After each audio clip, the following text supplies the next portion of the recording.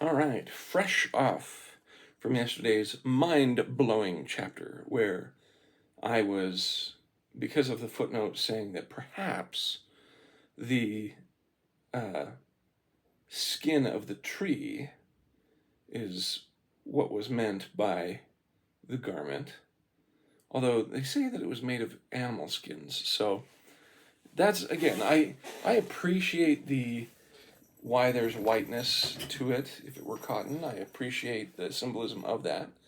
I appreciate the symbolism of how it would bring in the maternal aspect of the tree of life by having it give of itself to help cover in itself to help cover our sins. But I don't know. I think the animal skins or skin of the actual covering from Jesus Christ himself is much more fitting. But it's still good to know that. And it was just fascinating to come across that. All right. I don't think I'm going to dismiss it outright. I'm thinking that's going to rattle around in my head for a long time. And depending on whether more comes up with it or not, maybe dive back into it. But there was a recent video put out by one of the LDS influencers online. It was actually about the temple garment, and it was extremely well done. And I really, really loved it. Let me see what her name was. Let me see if I can find that. Because she basically did a good job of explaining, well, where does this come from or that come from, or where did these ideas about, garments being like this holy magical underwear protectical kind of stuff, and you're just like, wait, what the heck are you talking about? And so she goes into that. It is Jasmine Rapley, The Hidden Reasons Latter-day Saints Wear the Temple Garment. Yeah, I love it because you always have to, the hidden reason, or 10 reasons why, or you won't believe it. They have to get attention somehow. It's pretty funny. But in the end, that's kind of the point. It makes it work. But she goes extremely respectfully through about, well, where does it come from? Why is it there? Why did people think it's magical and protective and other stuff like that? And most importantly, just deals with an extremely kind and a very kind and even-handed way of talking about garments, because the recent edition of garment structure has been released where it's the tank tops, and I know it was first released in jungle and hot and humid climates, which makes sense. I think that's where it should be used. I don't know. I'm one of these curmudgeonly traditionalists that's like, yeah, like the old style, the ones that would actually, keep you modest. Because I used it as a good way. It was always thought of, growing up, it was always thought of as a good measurement for modesty, And, but it's really, someone pointed out, I was discussing it with my wife because I'm like, oh, are you excited about that? And she's like, I don't care. I really don't. Because, like, for her, it was like, I already have what I have and I'll keep with it. For some women, they're like, oh, this is awesome. I can now have all these different fashions that I wanted to have from before, because now I can show more of my shoulders with the tank top. And for me, I'd be like, I would only use them if I was in a tropical environment, because I don't think it really changes much for me anyway. But of course, I'm a guy. I really don't care much about fashion. I care about function, darn it. But, it's either way, it's funny because if you look at it as it being the sacred covering and a token of your covenants, all these different methods and styles of the garments, it's really going to be up to you as an individual on how do you want to show that honoring of those covenants. And, it's left up to you as an individual. And that's it. Does it affect you any other way? If you feel like you can wear those styles that you've always wanted because now you have a tank top, sure, go right ahead. On the other hand, if you feel like, maybe I want to stick to the old one because it kept a good standard for modesty, sure, go ahead. I think another reason I prefer the old style, traditional style, is because it allowed us to be set apart more easily from the world. But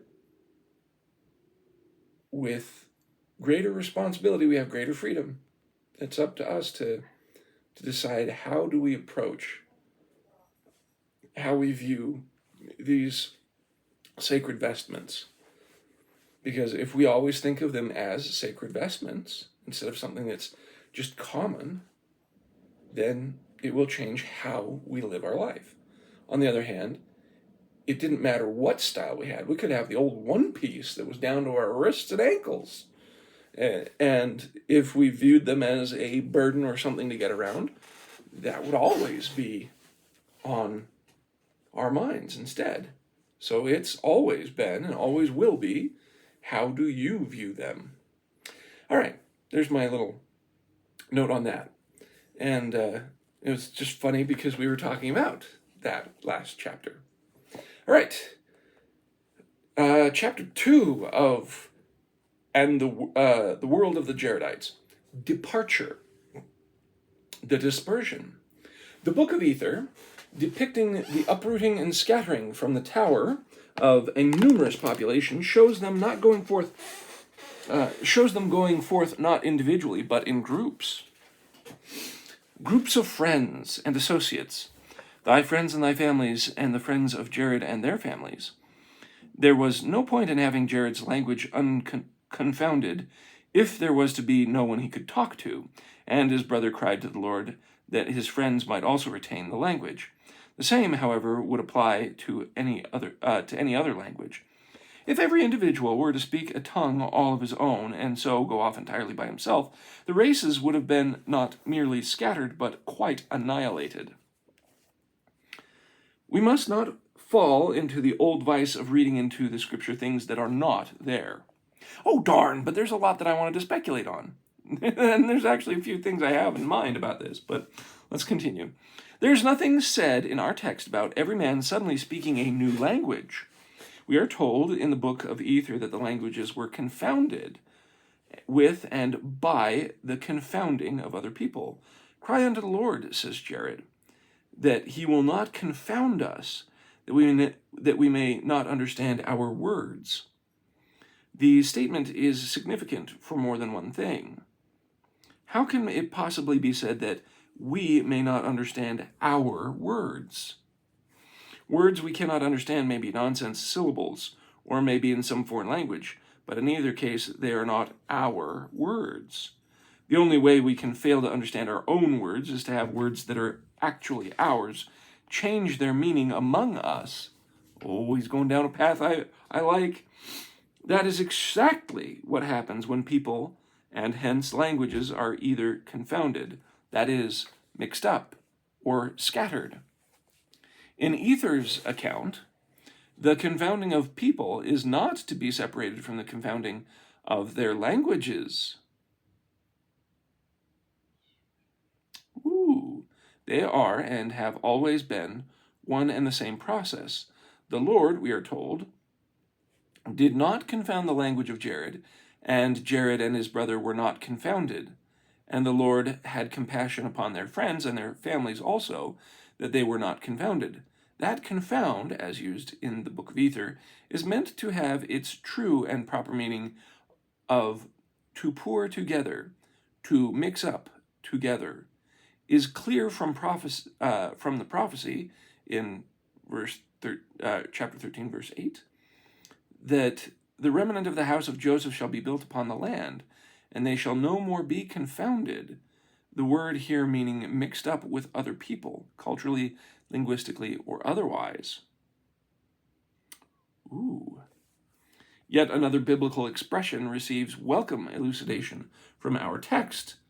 Though Ether says nothing about the whole earth being of one language and one speech, he does give us an interesting hint as to how those words may be taken, just as son and descendant are the same word in Hebrew, and so may easily be confused by translators who, in fact, have no way of knowing, save from the context in which sense the word is to be understood. So earth and land are the same word as the well-known Eretz, in view of the fact that the Book of Ether, speaking only of the Jaredites, notes that there were none of the fair sons and daughters upon the face of the whole earth who repented of their sins. It would seem that the common whole earth, kol haaretz, kol haaretz of the Old Testament, need not always be taken to mean the entire globe. Certainly it is as legitimate to think of the days of Peleg as the time when the old Jewish writers described it. The children of Noah began to divide the earth among themselves. As without the least authority to visualize the drifting of the continents or the rending apart of the terrestrial globe, a reader's first reaction to an ancient and fragmentary text usually becomes a lifelong credo, though research and revelation have combined in latter days to discredit this obvious and easy solution to the mysteries. The Book of Ether, like 1 Nephi, is, when we come to examine it, heavily weighted in the direction of sober and factual history, and was never meant to be a springboard for the imagination. For example, our record does not attribute the scattering of the people as one might innocently suppose it does to the confusion of tongues. After the brother of Jared had been assured that he and his people and their language would not be confounded, the question of whether they would be driven out of the land still remained to be answered. That was another issue, and it is obvious that the language that they spoke had little to do with driving them out of the land as it did with determining their destination. It was something else that drove the reluctant Jaredites from their homes. What could have forced them to leave? History, to be a sober and factual, need not deal with the dull, normal, and everyday. The confounding and scattering of the people of the tower was no slow work out of the historical process. It was sudden and terrible, and the Book of Ether gives the clearest possible indication of what caused it. But this introduces a theme on which it is impossible for me to speak with brevity. Let us consign it to a later communication. And then he goes on a note on the weather. So, I want to do exactly what he didn't want to do, which was absolutely speculate in the most pure imagination of my mind about what happened at the Tower of Babel. Again, I personally tend to associate the Tower of Babel as something that is a false or a pretextual temple, because they were trying to reach heaven. In the mind of the public, the Tower of Babel, there's all these pictures of this giant spiraling tower that is trying to reach as high as possible, kind of thing. And we often think of it as the hubris of man trying to reach heaven strictly through our own building means. And at the same time, I don't know. I don't think so. A lot of people are like, well, maybe it's the anthropologists and archaeologists tend to look at the ziggurats of the Middle East and Asia as the kind of Tower of Babel, that they were the stepped pyramids that we also find over in Central America and such, which is also fascinating. So you can speculate on what was what all you want about what the physical Tower of Babel is. I associate it with trying to be a temple, but they were trying to do it without God or his authority. And that was the big problem. But he was also saying that they were trying to, again, unify against God. And after having gone through the terribleness that was the flood, of having to restart because they were trying to stop the Messiah from coming by stopping children from being born, which we're again facing now today. Not that we're trying to stop the Messiah from coming. We're kind of looking forward to it at this point. But at least population decline on a global scale is starting to occur. But then we also have... okay, so what caused the confounding of languages and them to leave? It is really, really, really, really short in the Bible. Like, way short. Let's actually read the text here real quick. And that's why, like, the apocryphal stuff is so important and cool, because it helps fill in gaps and details. And that's why I associate it a lot more with the temple than I would with just some tower. Jordan Peterson's commentary on it is the idea that the humans were building a tower after the flood so that should a flood come again, they wouldn't have to worry about relying on God in a boat. They could just stay above it all, which is, again, another thing where it's like, well, if it were really that as well, that also is horrifically bad. Let's see here. That's Sarah and Isaac. There's Abraham. And descendants of Noah and Peleg.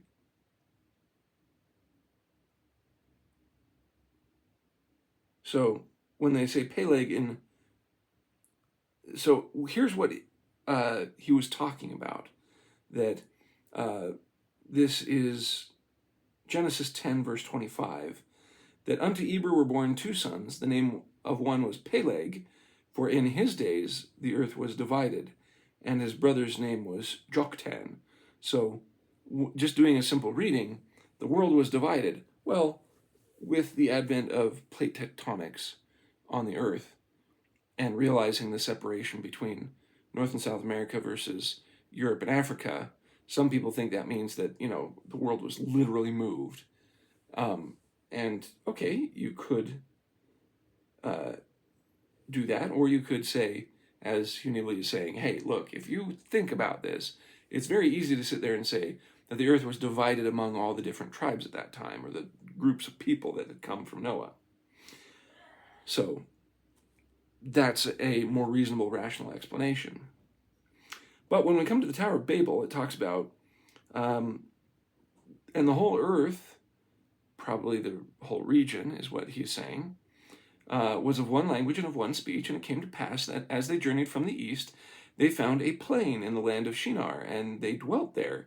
And they said one to another, Go, let us make brick and burn them thoroughly. And they had brick for stone, and slime they had for mortar.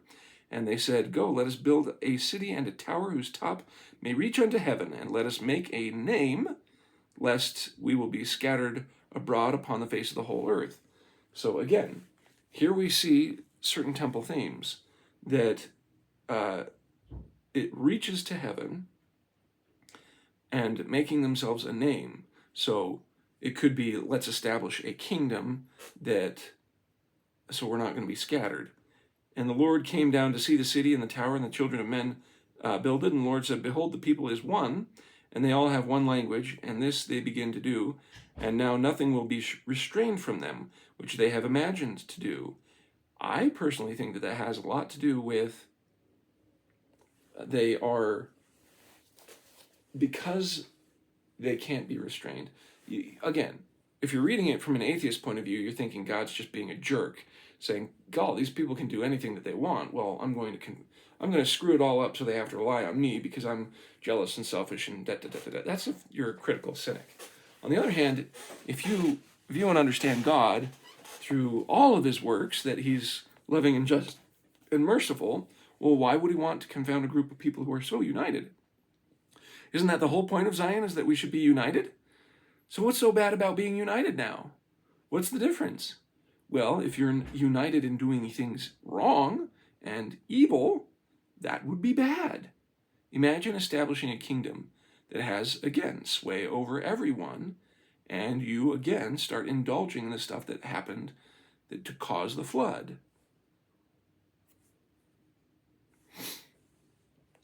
So there's a little bit of the Jordan Peterson idea of they were doing it to rebel against God, my idea of this is trying to also be a false temple, and so forth. So, let us go down and there confound their language, that they may not understand one another's speech.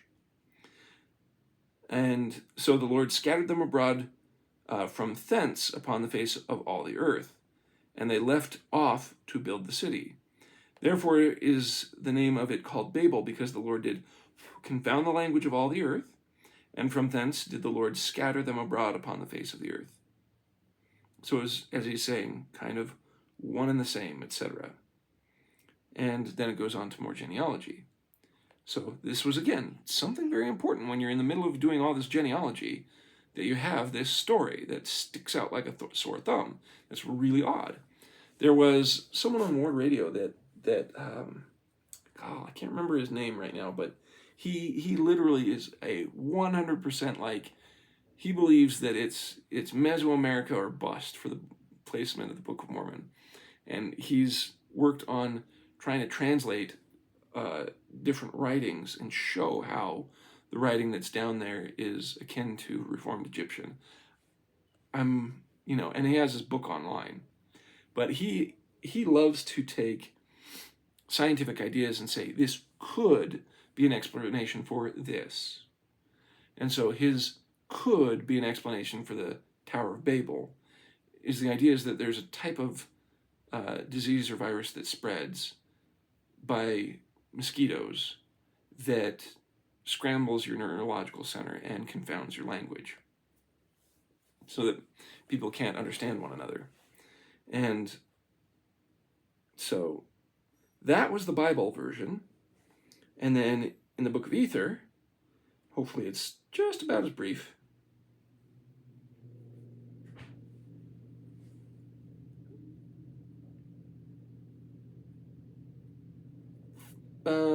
He doesn't write the days of Adam. You get a genealogy. They went forth from the tower at the time the Lord confounded the language of the people and swore in his wrath that they should be scattered upon all the face of the earth according to the word of the Lord, and the people were scattered. Again, why would the Lord in his wrath sit there and say, these people need to be scattered, when he's trying to help us to be unified? Well, it's because if you're unified in righteousness, this is a good thing. If you're unified in doing evil against that which is good, so that you are literally killing and snuffing out that which is good and holy, that he would want to stop. Anyway, Jared's a large and mighty man, cried unto the Lord that he will not confound, that we may not understand our words. Cry unto the Lord. And it came to pass, Jared spake again to his brother, saying, go and inquire of the Lord whether he will drive us out of the land. And if he will drive us out of the land, cry unto him whither we shall go. Ooh. And yeah, so that is a separate thing altogether. And then they let him out. Okay, so go ahead and read it. It's just Ether chapter 1, but it's basically just as he put it in here, that he said, hey, are you going to drive us? He said, please don't confound our language. And then he later on asked, are you going to drive us out? And if so, where are we going to go to? So, this is interesting. All right, let's continue with Hugh Nibley. There was my rampant speculation on the confounding. My speculation is the idea that the Tower of Babel was meant to be a replacement temple, one that did not include God or Jesus Christ. I think it's Jonah Barnes who, at the end of Gems of Genesis, is talking about that they had the garment and they were building up possibly a cult to the idea of Seth. No, it was Cain and Abel, so the blood of Abel. It was the blood of Abel kind of idea that it was the blood of Abel that would save people because he was innocent. And it's like, no, you don't get it. It was Jesus Christ. Jehovah of the Old Testament, Jesus Christ of the New Testament, that guy, he's the one who's going to cover our sins. He's the great I am that is going to show you how this is all done. So, that's why I think between the Lost Gems of Genesis, where Jonah Barnes basically says, hey, they were taking the whole holy garment of Adam and having this whole kind of cult, meaning small religious group, not that they're evil and trying to summon up demons, but just small religious group according to the towards the blood of Abel instead of Jesus Christ. Maybe that was behind this or part of it. It's all pretty jumbled, but that's why I tend to think of the Tower of Babel as a replacement temple, of trying to build a temple without God. And it still stands under the symbolism that Jordan Peterson gets also makes sense, because, hey, you're trying to do things against God that, hey, we can be wicked all we want by building a tower so we can't be flooded again. That also applies. Hey, we can build a temple and be wicked all we want because we're unified. That applies. So there's a lot of details that we don't understand. So take from it what you will about what you feel it really is about, and just keep the others in the back of your head until you get your answers, whether that's in this life or the next. And that's a good way to go. All right, a note on the weather. Dear F, it is gratifying to know that you have at last read the Book of Ether and found that it is not, in spite of its name, chloroform in print. Oh, thank you so much, Mark Twain, for putting that little gem out there.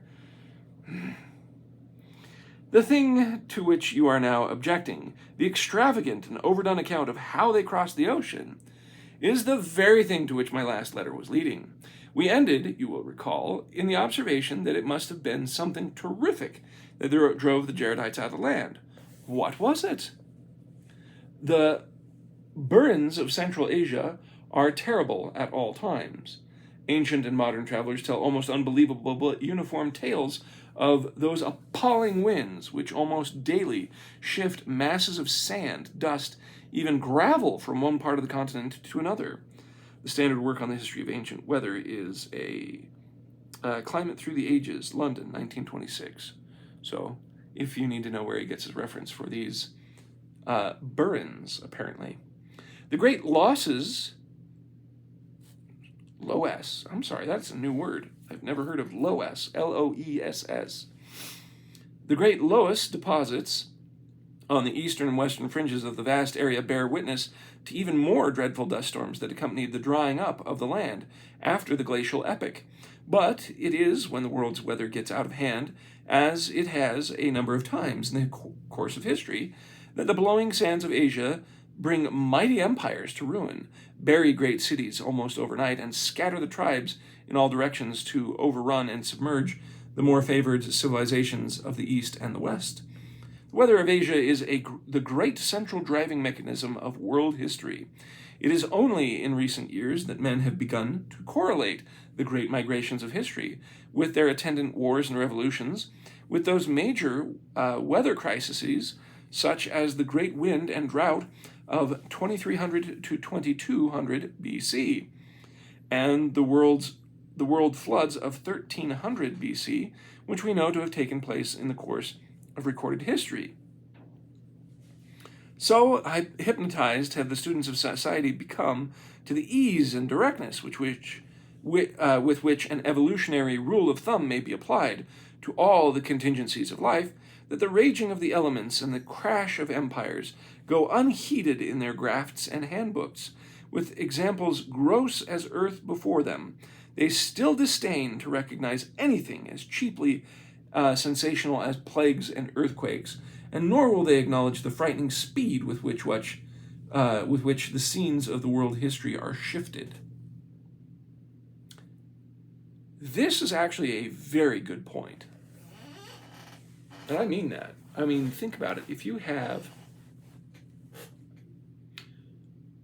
something that is so destructive to a central city or central ruling empire that it scatters the people, and those people are now displaced to someplace entirely new, they are encroaching on the areas of other people. And that will cause contention and wars.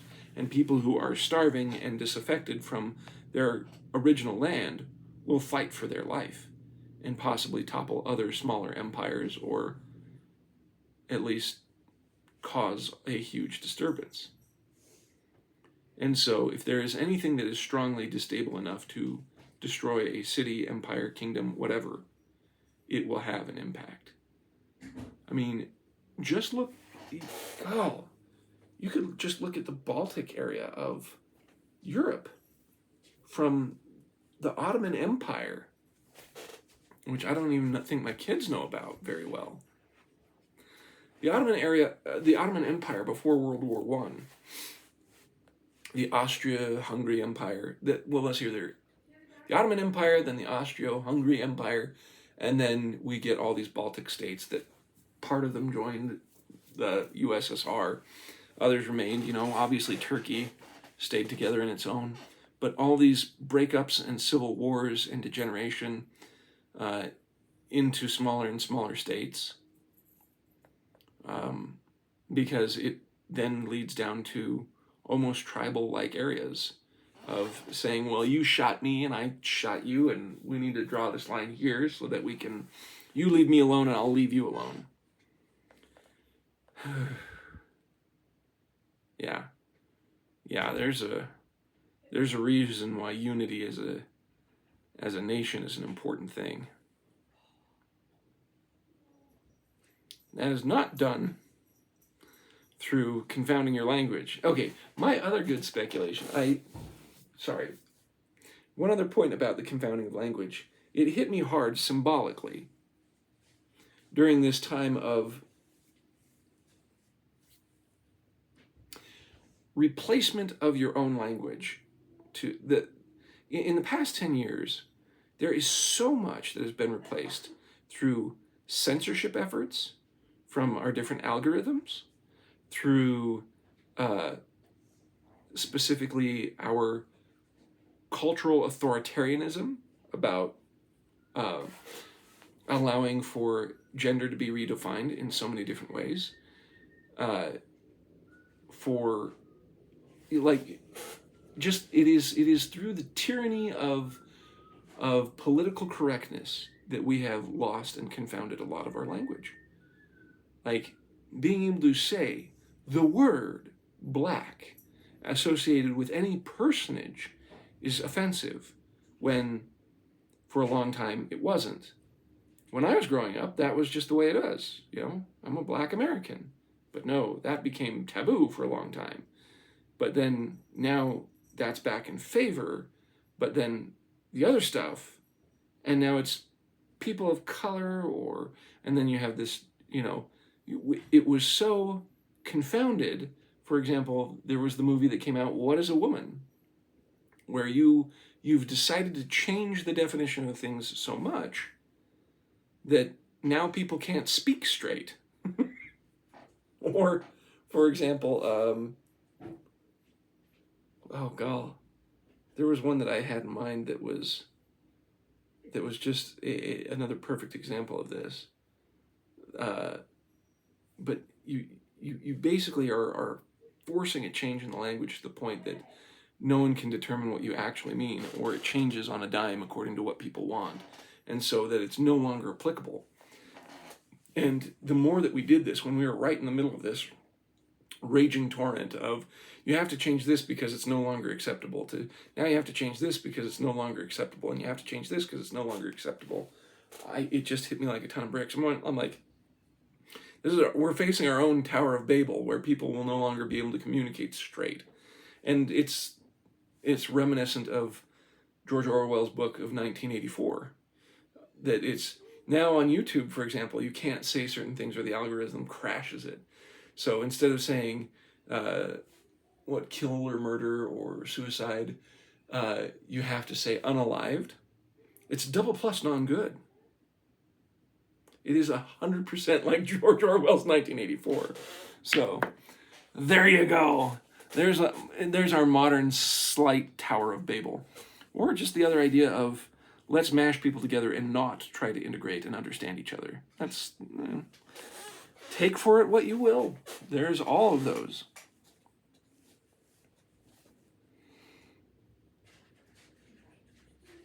All right, so Now we're talking about giant weather storms in Asia and how quickly everything changes, which is true both culturally and physically. Because then I think of the Baltic states and their civil wars amongst each and wars amongst each other. So, Sir Ariel Stein, in his book Lulan, has described the deserted houses and streets of that city standing exactly as they did 14 centuries ago, when their inhabitants were driven forth by drought, so sudden and severe that neither the wood of the fruit trees nor the most delicate fabrics have rotted since then. The mighty city of Astina was just suddenly deserted 600 years ago and not found until 1908. All natural life died. The trees of the forest threw themselves to the ground, referring, of course, to the terrible winds. The storms arose which soon buried the country in sand. To this day, the trees remain undecayed, like sun-dried mummies, dead, naked, and gray. Over a vast area, once shady forest, they lay in thousands. We passed other ruins of deserted strongholds, and with strange sensations dug up objects that no human being had touched for more than 600 years. The same traveler who reports these things was to witness the recurrence of this familiar Asiatic tragedy with his own eyes. Quote, "Once we came upon an abandoned Sarт village, where newly thrown-up dams and uncompleted excavations bore witness to the departure of the population's desperate struggle to retain the vanishing water. But a day had come when there was no more water to be had. The animals stood by the watering places and sought in vain for moisture. The women wept in the houses, and the men gathered in the mosque to pray to Allah for the miracle which alone could save their many homes." This is, and he's thinking of, and he points out a scripture in Ether, which is similar. "But no miracle happened. The village got no water, and the last extremity of famine, the people had thrown their most indispensable possessions into the remaining horses and donkeys. They hastily left their homes and the lands of their fathers to follow their Aksakal, village elder, or their own brother of Jared, out into the parched country around on desperate search for water." See Henning Hasland, Men and Gods in Mongolia, for that quote. Wow. This is a very good point. And for me, it reminds me of the Indus Valley civilization. Indus Valley, the Indus River, which is in the northwest of India. Basically, it's kind of Pakistan now. There is a river, which is the Indus Valley River, that there was a civilization that thrived, that was probably the precursor to the other modern civilizations of India. They had running water, they had baths, they had sewers, and it was all thanks to this just overwhelming abundance of water on this river. They had, everything was built by bricks, just everywhere. There was all these bricks. And nearly overnight, it just disappeared. Because what happened is the river, instead of flowing on top of the land, it went underground. It just found a strata that it could easily flow through. It went underground, and it became an underground aquifer instead of an overland river.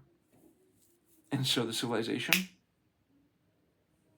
just destroyed as soon as that happened.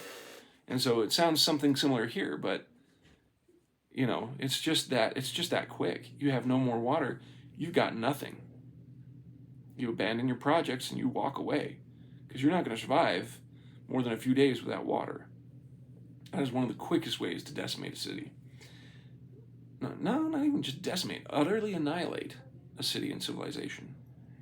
And what's funny is that when India was building the railroad, they just used the bricks of the Indus Valley civilization to just build these trusses and other things like that. Just because, yeah, they were left over, they're laying around, who knows, who cares? And the anthropologists and archaeologists are like, oh well, they have their railroad bridge now out of brick.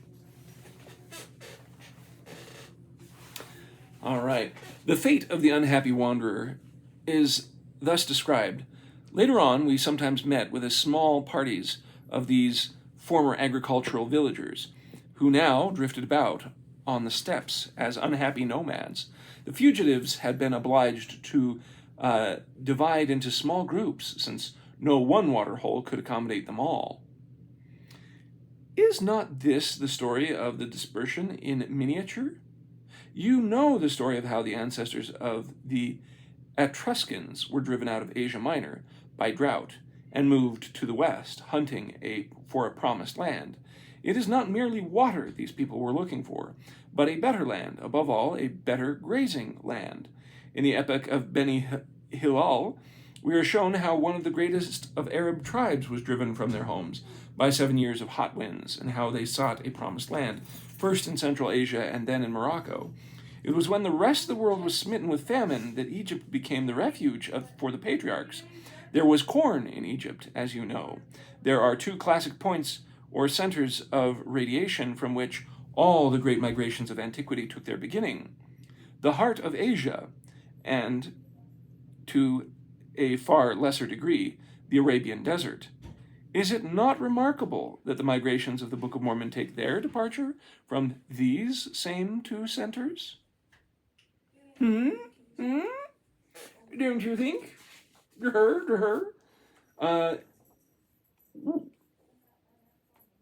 Wow. I think that's a very, very, very, very good point. You must get over the idea that the history moves at a slow, even majestic pace. It does not. The sudden calamity that overtook an Asian village in 1927 has struck repeatedly in the past, dispersing the inhabitants in mighty capitals to become wanderers on the earth. And when the storm itself laid to rest, the flying sands solidified again, and the terrified nomads found the whole face of nature changed into new shapes. And all the many cities and empires dispersed by sudden puff of burning air, Babel, the city of the tower, has left behind the richest deposit of legend and tradition. Eusebius, in his Chronicon, which has surprisingly proved one of the most reliable sources of early Oriental history, cites the Sibyl to the effect that when all men were of one tongue, some of them built a high tower, so as to mount up to heaven, but God destroyed the tower by mighty winds. 2 centuries earlier, Theophilus of Antioch gave a fuller version of the story, quoting the Sibyl in verse, "After the cataclysm, cities and kings had a new beginning. In this manner, the first city of all was Babylon, and one by the name of Nimrod became its king. Since at that time men tended to become scattered, they took counsel of themselves, and not of the Lord, to build a city and a tower, the top of which would reach to heaven, so that their own name might be glorified. Thus speaks Sibyl. But when the threats of the great God were fulfilled, of which he had warned mortal men at the time, they built a tower in the Assyrian land. They all once spoke the same language and wanted to mount up to the starry heavens, but forthwith the immortal one laid great stress upon the blasts, so that the wind overthrew the mighty tower and drove mortals to strive with one another. And when the tower had fallen, the languages of men were divided up into many dialects, so that the earth became filled with different kingdoms of men." That's the Book of Jubilees. So there's your apocryphal stuff. So it was wind that took the tower down. 2nd century BC tells how the Lord sent a mighty wind against the tower and overthrew it upon the earth. And behold, it was between Ashur and Babylon in the land of Shinar, and they called its name Overthrow. The zealous and learned Persian antiquary Thalabi, that's 1030 AD, records and reports that the people were scattered from the tower by an awful drought, accompanied by winds of such velocity as actually to blow down the tower, 40 years after the tower was finished, says Bar Hebraeus, who collected a vast amount of lore in Central Asia and in the 13th century. God sent a wind, and the tower was overturned, and Nimrod died in it. Either that or by Esau. The picture of violent atmospheric disturbances accompanied by social upheavals and scattering of tribes and the changing of languages cannot but go back to some real experience. Not only is it the sort of thing one would expect, but it is also definitely known to have happened time and time again. There is no reason for doubting that a great city called Babel, once long ago, suffered the same fate as the people of Ad and Thamud, of Lulan, Estingal, or the Nasamonians.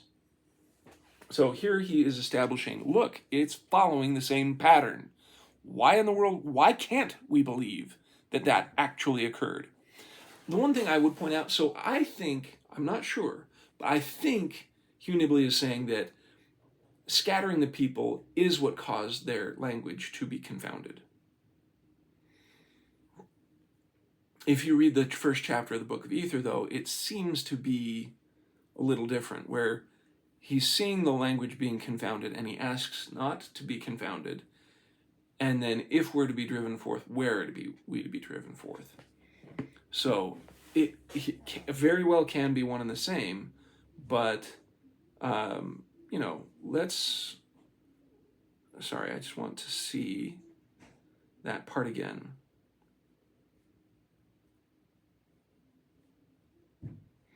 So here's the verse 33, chapter 1 of Ether, which Jared came forth with his brothers and families with some others and their families from the great tower at the time the Lord confounded the language of the people and swore in his wrath that they should be scattered upon all the face of the earth, and according to the words of the Lord, the people were scattered. So that comes right at the end of the genealogy that is established. This is where we're at in this point of time. The brother of Jared, being a large and mighty man, favored the Lord, cry unto the Lord. His brother said, cry unto the Lord that he will not confound us, that we may not understand our words. And it came to pass the brother of Jared did cry unto the Lord, and they didn't confound him. And then cry again unto the Lord, that he'll turn us away from his anger and friends and confound not their language. And they had compassion on the friends and families also. And they spake to the brother, saying, go and inquire of the Lord whether he'll drive us out of the land, whither we shall go. So to me, that seems the confounding of the languages came first, and then the driving out came.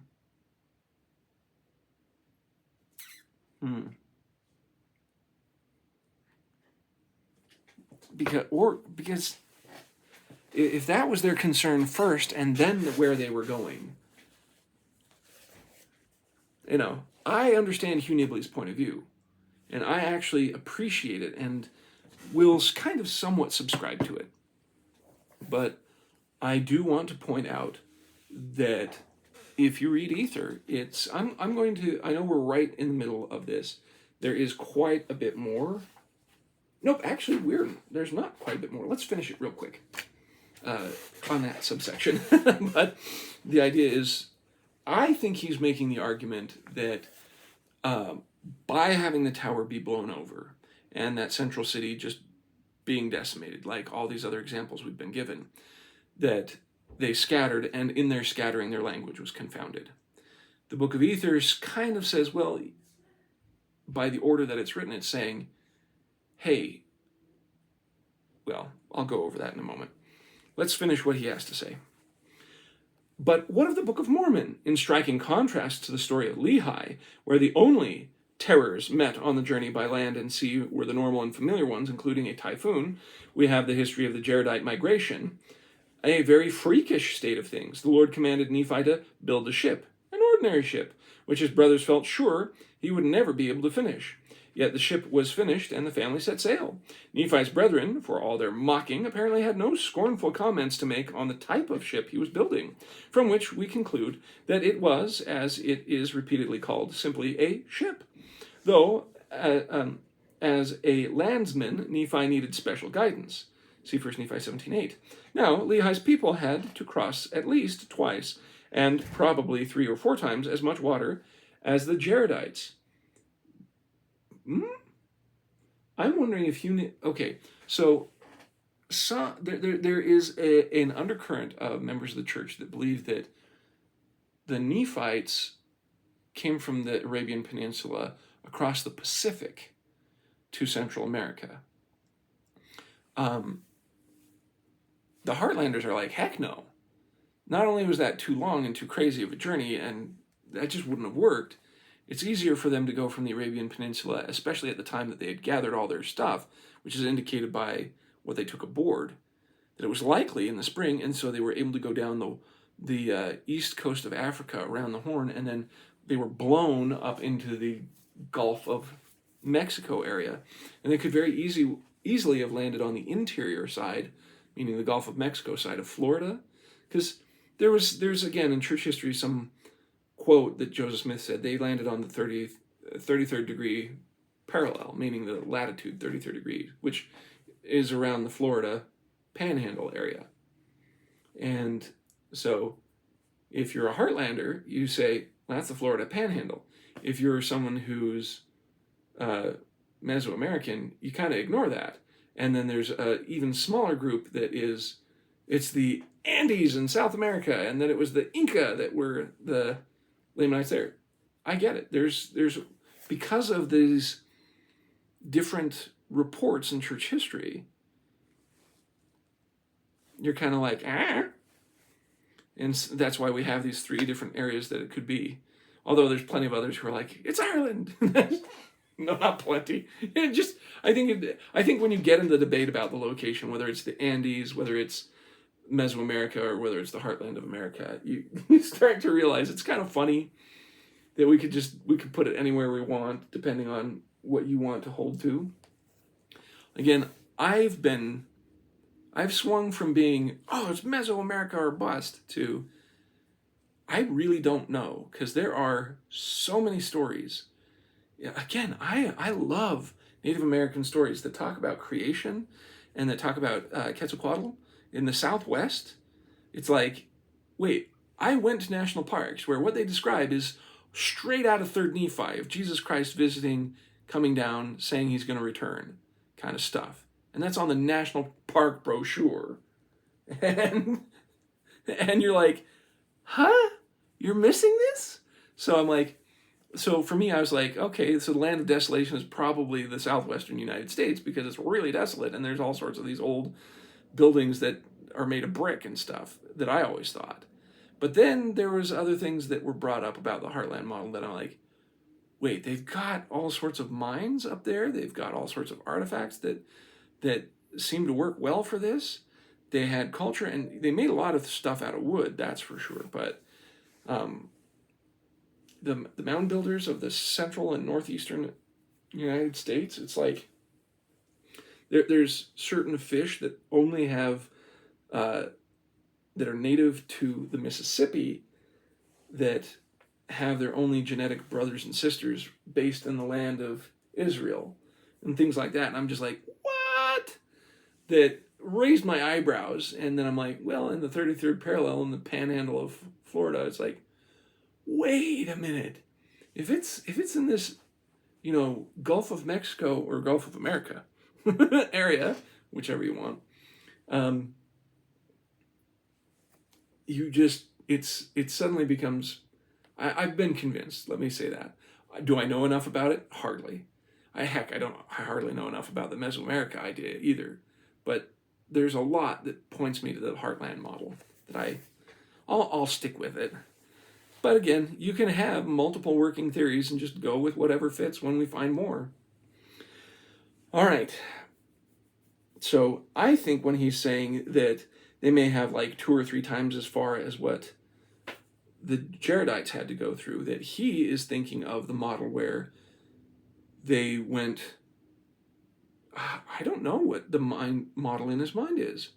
Whether he thinks all of North and South America is the land for the Nephites and Lamanites, because that was another thing I thought when I was a little kid. It was like Panama was the narrow neck of land. I had no concept how far it really took to travel. And so when they say, it was just 3 days travel here, 3 days travel there, I'm like, all right, that's not so bad. But I never realized, wait, if you take that into account, you have to limit the geography. And then this is why we get the different types. So for him, he may sit there and say the Jaredites were over here somewhere in America, and the Nephites and Lamanites were over here somewhere in America, and la-di-da. So I still think going around the Horn of Africa and up into the Gulf of America, Gulf of Mexico area is much more plausible. And I would think that the Jaredites would be similar. But let's see what he has to say. Now, Lehi's people had to cross at least twice and probably 3 or 4 times as much water as the Jaredites. Maybe it was the same. and an ordinary ship sufficed for their purpose, but Jared's ships were altogether unusual vessels. The Lord gave the builders special instructions for every detail. They had to be submersible and yet ride very lightly on the surface of the waves. They were small and they were light upon the water, yet built to stand terrific pressure, exceedingly tight, tight like unto a dish, with special sealed vent holes that could not be opened when the water pressure on the outside was greater than the air pressure within. The Lord explained why it would be necessary to build such peculiar vessels. Because he was about to loose winds of incredible violence that would make the crossing of a frightful ordeal at best. Any windows, he warns, would be dashed to pieces. Fire will be out of the question. Ye shall be as a whale in the midst of the sea, for the mountain waves shall dash upon you. Ye cannot cross this great deep, save I prepare you against the waves of the sea, and the winds which have gone forth, and the floods which shall come. Therefore, what will ye that I should prepare for you that you may have light, when ye are swallowed up by the depths of the sea? That's Ether 2, 23 through 25. This was no normal crossing, and no brief passing storm. The wind did never cease to blow toward the praised land while they were upon the waters. The Lord God caused that there should be a furious wind to blow upon the face of these waters, and they were many times buried in the depths of the seas, because of the mountain waves which broke upon them, and also great and terrible tempests which were caused by the fierceness of the wind. It is perfectly clear from our account that the party was to spend a good deal of time below the surface of the sea. Of course, such phenomenal and continual winds could not have been a mere local disturbance, and we may confidently assume that the Book of Ether is reporting the same super winds that are said to have accompanied and possibly caused the destruction of the tower. So, in many words, the Book of Ether tells us that at the time of the dispersion, the world was swept by winds of colossal violence. There are three main sources for checking on this. One, the old traditions of the tower, which almost always mention winds. Two, studies of the paleoclimatologists, which correlate with historical records, show that the world has repeatedly passed through catastrophic climatic changes within the last 6,000 years, e.g. the Great World Drought, the windstorms around 2200 BC, the terrible drought of 1000 BC, the equally violent floods of 1300 BC, the Thimble winter of 850 BC, etc. And three, actual historical records of places that have suffered the same fate as Babel, showing that that to be not a fantastic, but actually a characteristic occurrence in world history. A good example of such historical records is Qazwini's cosmography, which tells how the Middle Ages and the Great Dome of Baghdad, which dome was the symbol of Alam, of Baghdad, and the crown of the country, and the principal achievement of the sons of Abbas, collapsed during a great windstorm. Scholars have often pointed out that the Tower of Babel was just such a symbol of power and unity of its builders in Genesis 11:4. Not only does the Bible mention the winds, but the Book of Mormon itself does so casually, albeit quite specifically, by way of explaining why the Jaredite ships were built as they were in describing the sea voyage. This very casualness is a strong argument for the authenticity of the record. Hugh Nibley makes a compelling argument, and I never thought about that, honestly. I never thought about how the tower was thrown down when I was a kid. And that's pretty awesome to think that. So they were seeing the confounding of language. Here is what I reconstruct from what I read from the scriptures, specifically Ether, is that the languages were being confounded, and so they pray for mercy from that. Followed by which they pray that, hey, are we going to be dispersed here? And if so, will you please lead us to a land of peace and plenty?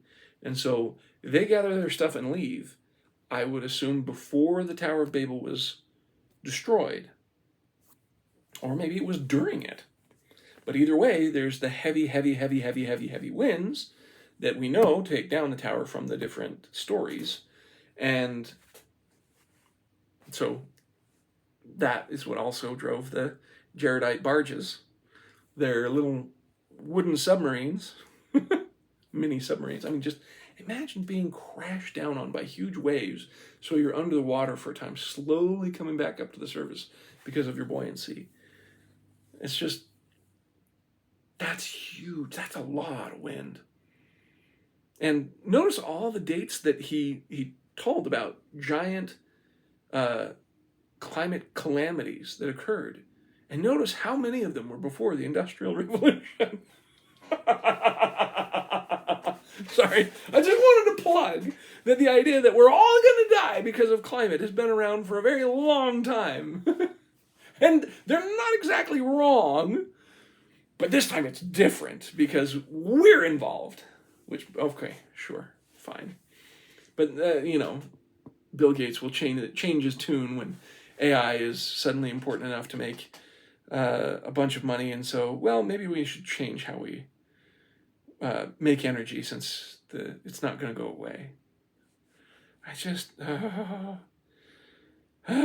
anyways, besides bleeding in cultural commentary currently, I think that is important to understand and accept, is that, yeah, the climate and climate catastrophes, they've consistently happened throughout time. And it shows how and why did the Jaredites get moved? And the other fateful things that have happened to other cities and civilizations. It's there. It's all showing that it's all true. What would be the legends if the next great global catastrophe occurred? How would you write it? What would be all the things that you would write? If you could summarize all the calamities that are currently occurring and that could occur, that would collapse our interglobal effort that we have now as we are dispersed into small tribal survival areas across the whole globe, that entire civilizations just demolished in one go, what would you put in there? And then if you had to rewrite it 3, 4, 5 times to make it simpler each time, what would it end up looking like? Things that I would add in there is that people weren't having children, that much of the world was hooked on consumerism, that much of the world,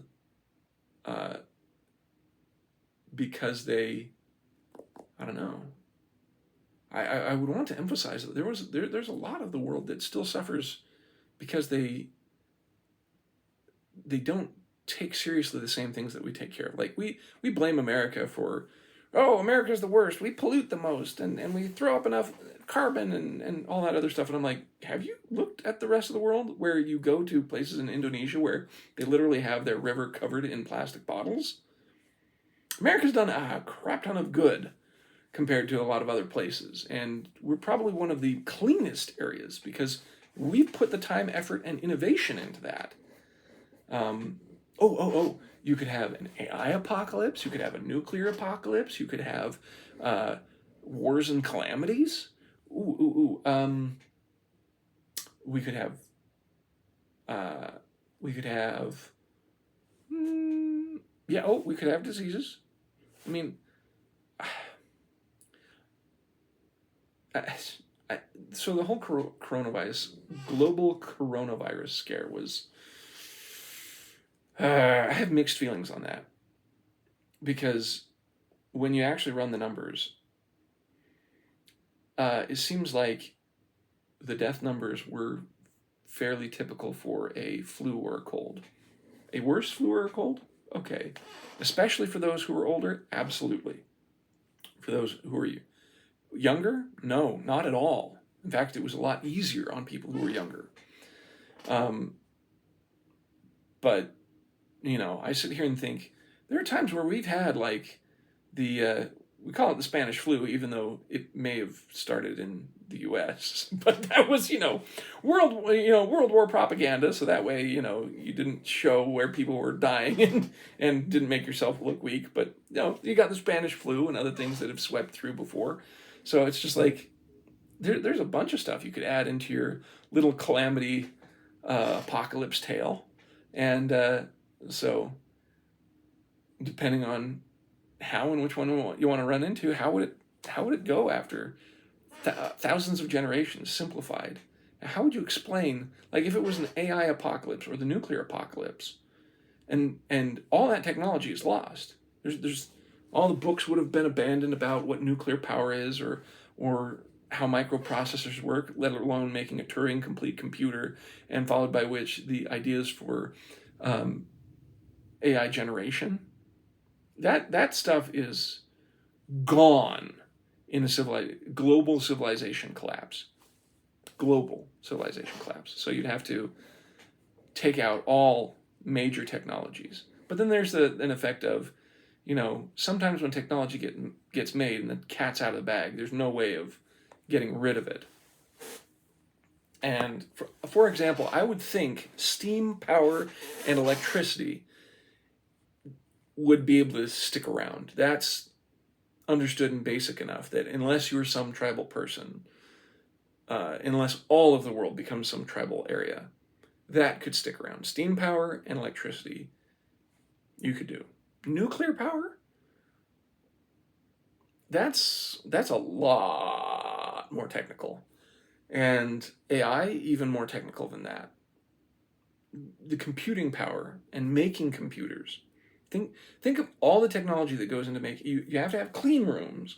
You have to understand manipulating physical materials based on their abilities at a near quantum level, and then being able to shape those things, like the silicon wafers. First of all, you'd have to identify and make pure silicon, followed by which you could then craft and maintain at a microprocessing level the channels and other things that make microprocessors to actually have advanced computers. So you have to have a clean room, which itself is a whole bunch of extra technology. And then you have to have being able to make these microprocessors, which again, a whole nother level of technology and understanding that is way beyond what anyone really wants to know or care about, unless you were someone who was like, I want to make a computer from the bottom up, and such. That is such specialized information that as soon as those scientists die, they're gone. Can you make a computer? Yes. Will it be anything like we have today? No. You'd have glorified calculators, or at best stuff from the 90s, I would think, if we had global catastrophe. I doubt we'd get back to iPhones and supercomputers and quantum computing and AI. Anything that would be a global catastrophe would pull the plug on all that, I think, for a very long time. I think you'd get glorified calculators or the leftovers from civilization until they all wink out. Sorry, I love thinking about, what would happen over time? And what legends would it become? Because nuclear bombs would be like, a ball of fire, a piece of the sun let go on Earth, however you'd like to describe it in a mythical type way that is somewhat accurate to what they're talking about. It's just fascinating. This is why I love stuff like Castle in the Sky by Studio Ghibli, an ancient old technology that has incredible destructive power. Anyway, there's my fun speculation about all this stuff. It's mainly, to recap, we talked about how a climate disaster drove the Jaredites out.